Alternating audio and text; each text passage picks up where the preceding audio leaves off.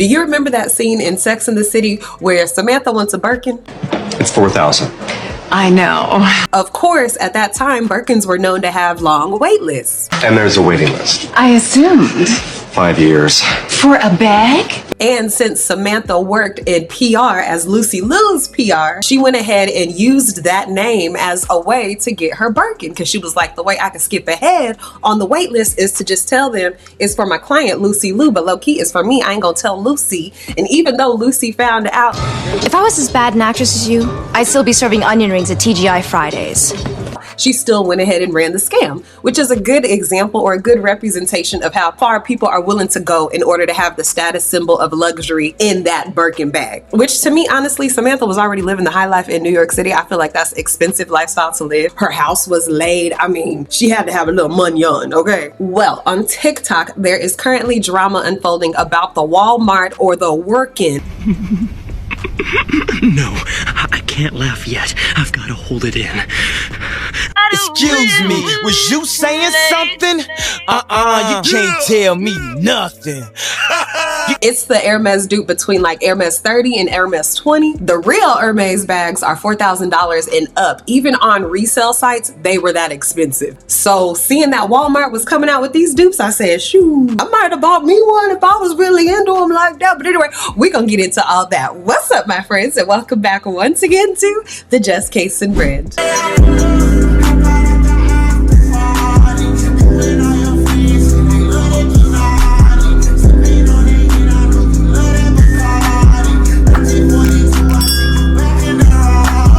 I'm your homegirl, I'm your tia, I'm your prima, I'm your cousin, I'm your friend, I'm whatever you need me to be down here at the Just Case and Brand. You are new to the neighborhood, well, welcome in.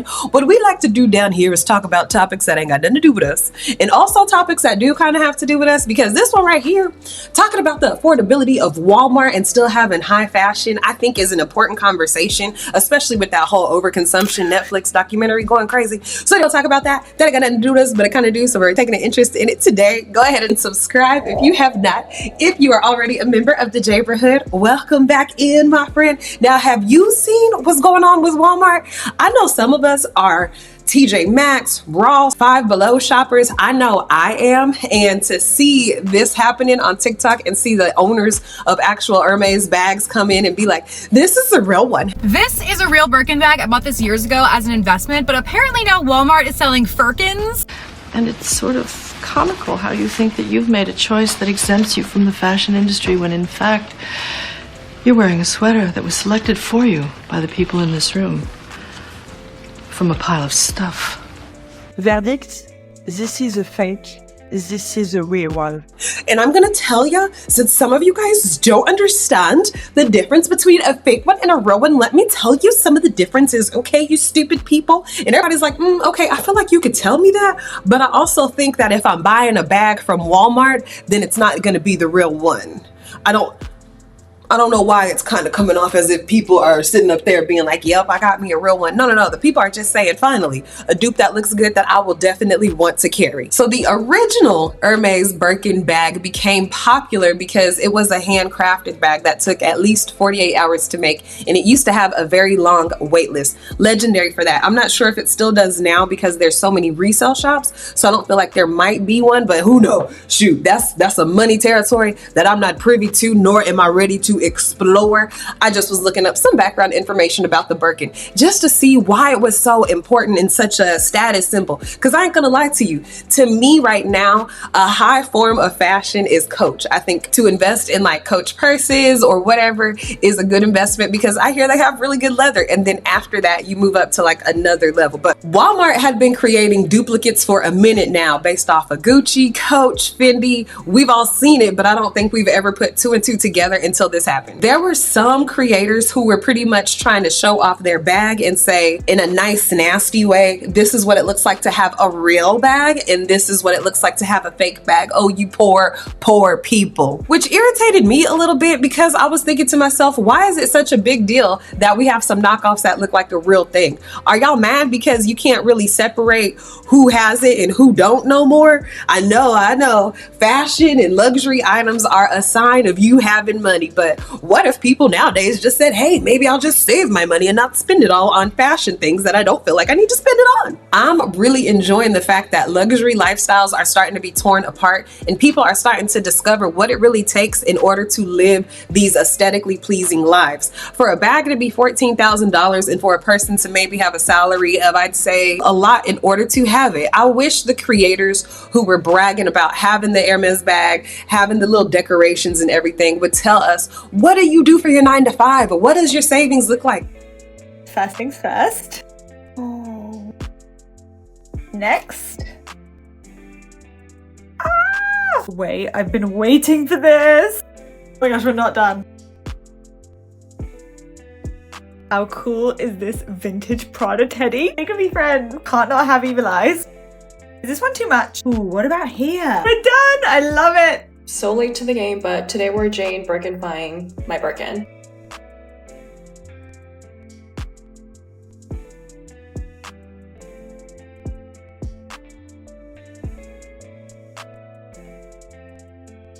Jane Birkin-fying my Birkin with me. The sticker is still on here. Got to protect the handles.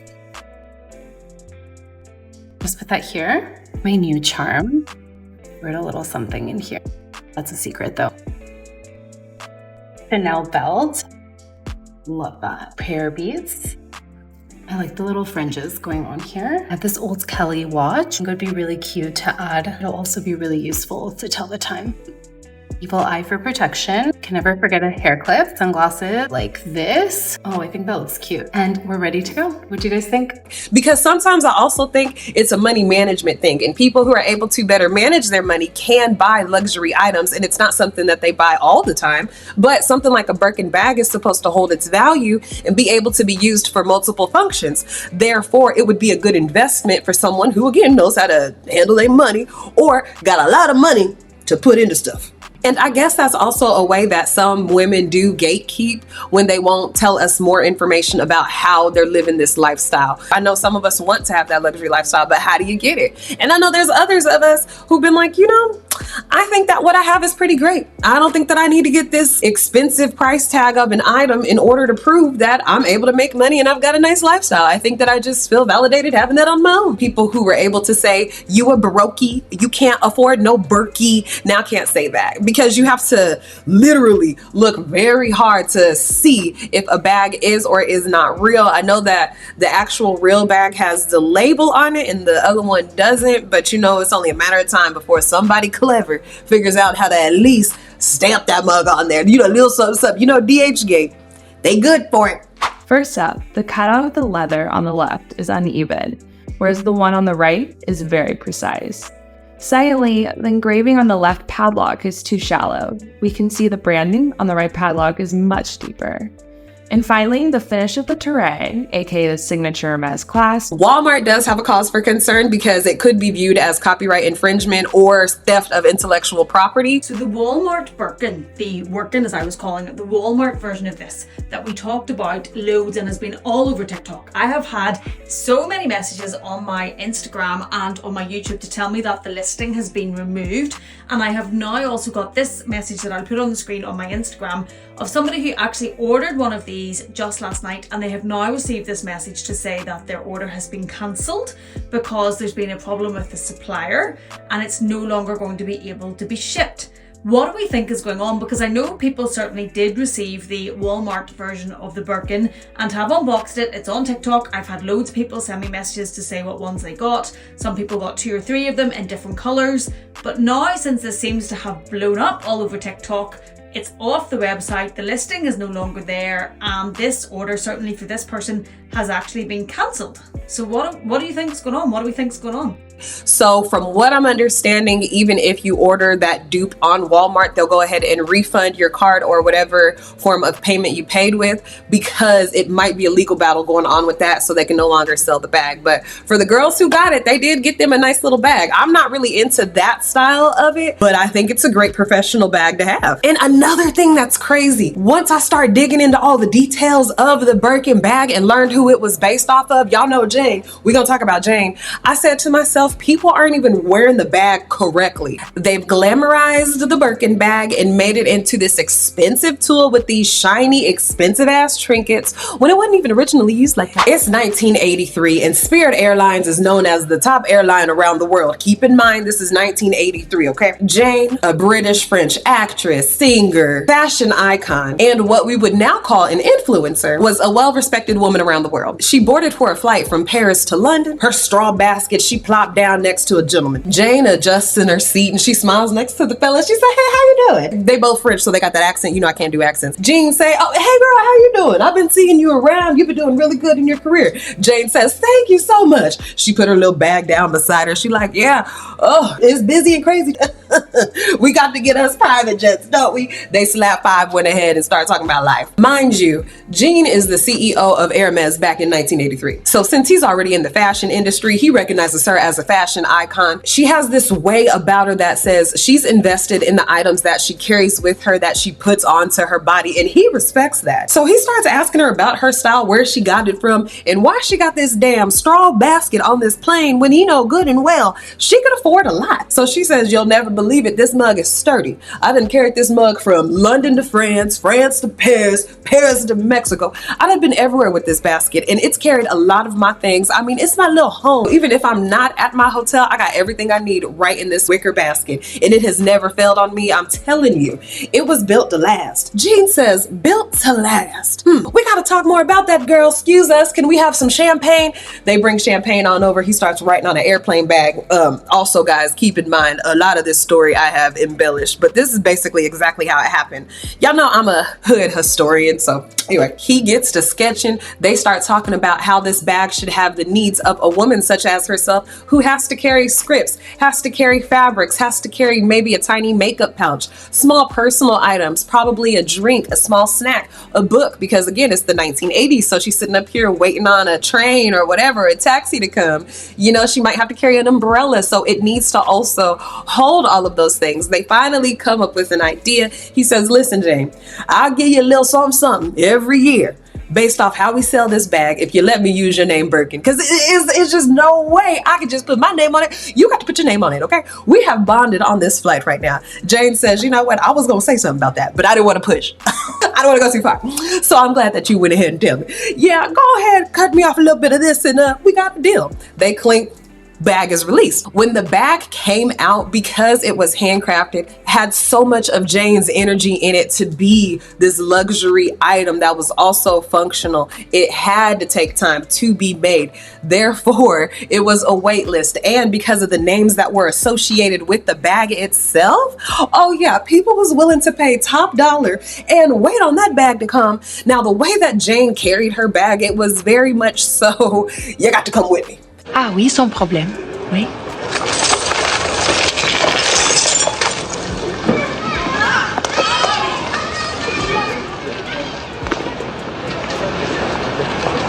Petit sac aussi? Alors, tu as appris quelque chose sur moi maintenant que tu as vu mon sac? It wasn't all fancy and frilly with all of these gold pieces and these little horses and shit that they putting on them now. It didn't look nothing like that. No, it looked like a briefcase of life. It looked like something that's gonna last if you put it down in some snow, if you put it on some hot ass cement, if you got to run down the street in some rain and you carrying it, but it's heavy, and you know, sometimes if you got a cheap bag and you carrying heavy stuff, that little bracket that's holding them together break. Imagine you in the rain, you trying to run, it break on you, and you like, God damn it, now you got to turn around. This bag was meant to endure life with you. She said, if we're gonna have a high ticket on it, we're gonna make sure this bag will die with you. That's what she said. Yeah. I'm not a humble person at all. Not at all.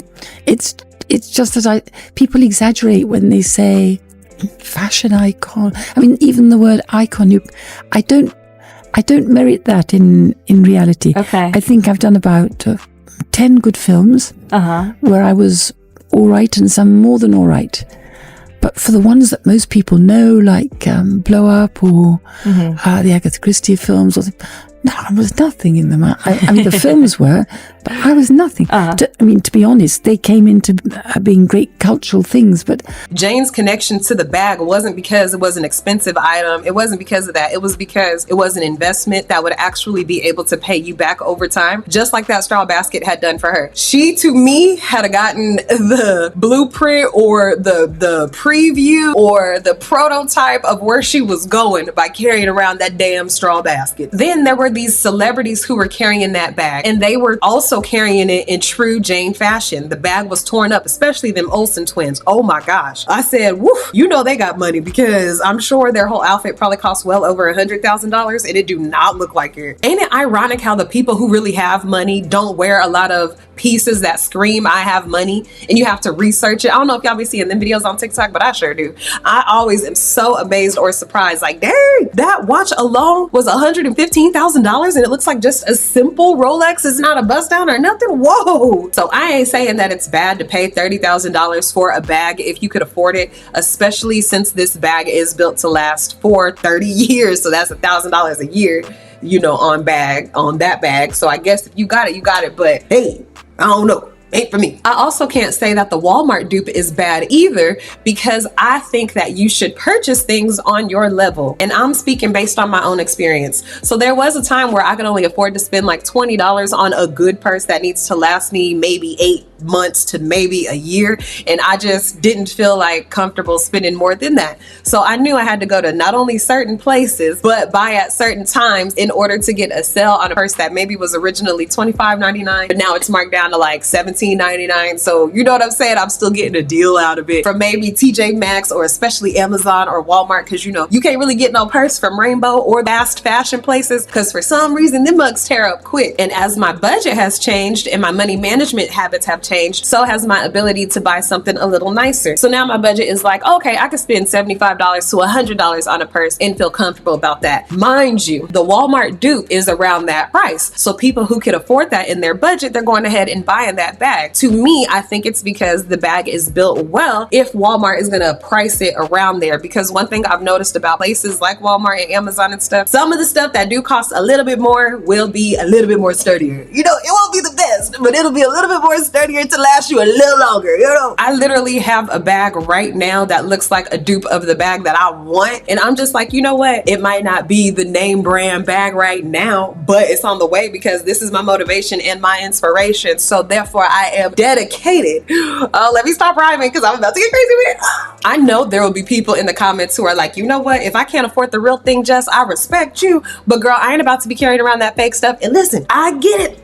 I feel you. But at this stage of my life, I wear a lot of fake stuff aside from my hair.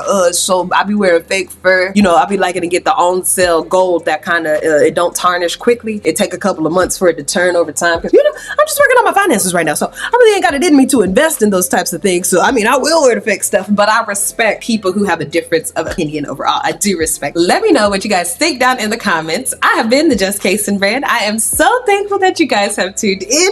Make sure to like the video, share the video with a friend. Let me know, do you think affordable lifestyle and fashion is about to make a comeback in 2025? Hit the notification bell so you can catch me each and every single time I come on. Subscribe to the channel if you're not, and I'll see you guys in the next video. Bye-bye.